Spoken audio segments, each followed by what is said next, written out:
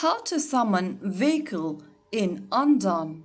Hi everyone, welcome back to another video from Crazy Gamer. Today in this video we will be learning how you can summon vehicle so that you can travel around the world of Undawn. So first of all, launch open the Undawn game on your device. Once you've unlocked a vehicle such as a free motorcycle from the tutorial, simply tap on this steering wheel icon and you'll be able to summon your vehicle. There you have your vehicle and you are already on it. Now, you'll see these buttons as soon as you land in your vehicle. You can then tap on them to go left or right, forward, go fast, and so on. So that's how you can easily call or summon your vehicle in Undawn.